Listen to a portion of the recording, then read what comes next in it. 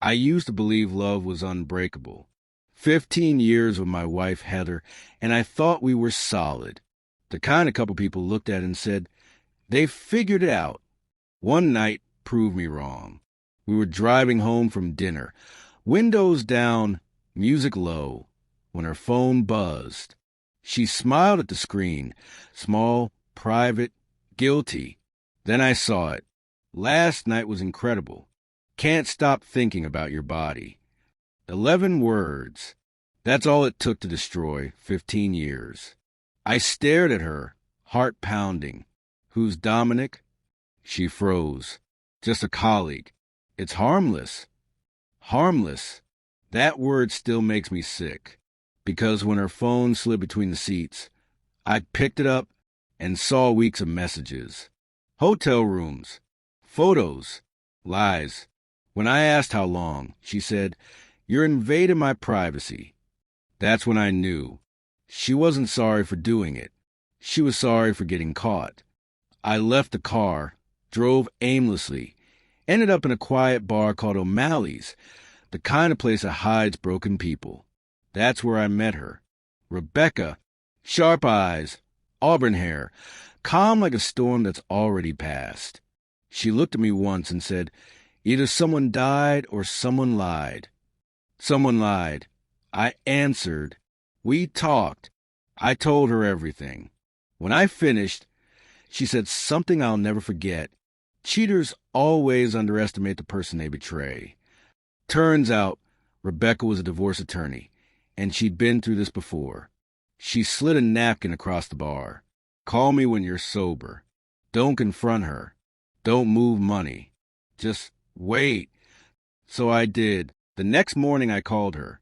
Rebecca met me in her office, scanned through Heather's messages and receipts. "This isn't a fling," she said.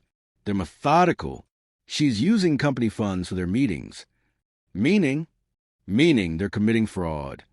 That word echoed in my mind. Fraud. Rebecca smiled. "You wanted justice. Tyler, let's give you exactly that."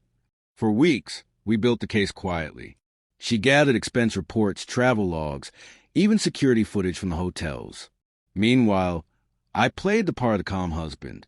Heather had no idea the ground beneath her was already cracking. Then one morning, Rebecca called. "Tomorrow, 8 a.m. Madison Hotel. Room 407. Be there, but stay outside." I parked across the street and waited. At 8:42, Heather arrived. Red dress.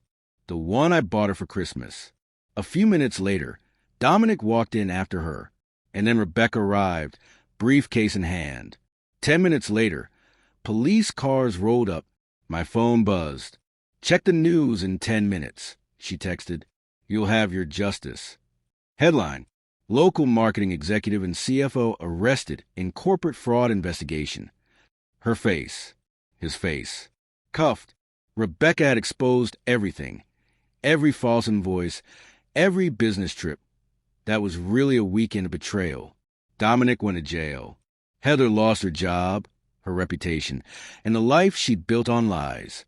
When she came to collect her things, she cried, "I'm sorry, Tyler. I don't know what I was thinking."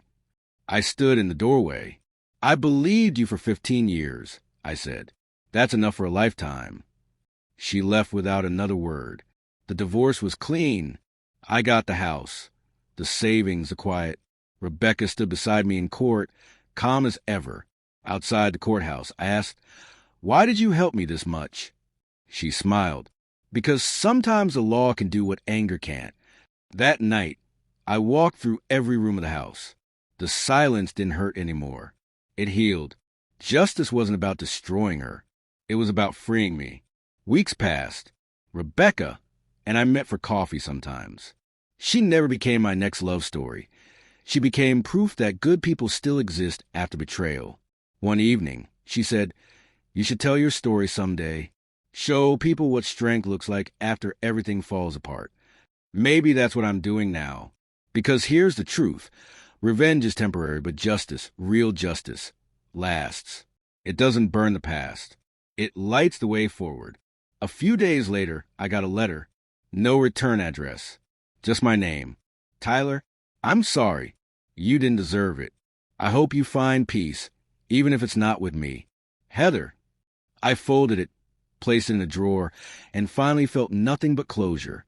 That night, I stood on my porch, looked up at the stars, and whispered, I forgive you, not because she earned it, but because I deserve peace more than she deserved punishment. Sometimes, justice isn't served in courtrooms or through handcuffs. Sometimes, justice is simply waking up one morning and realizing you're free, free from the lies, free from the anger, free to start again. And that was the real revenge. And that was my story. A story not just about betrayal, but about what happens when you take pain and turn it into power. Here on Revenge Twist, we tell stories where justice isn't random, it's earned, where the people who are wrong don't just fall apart, they rise.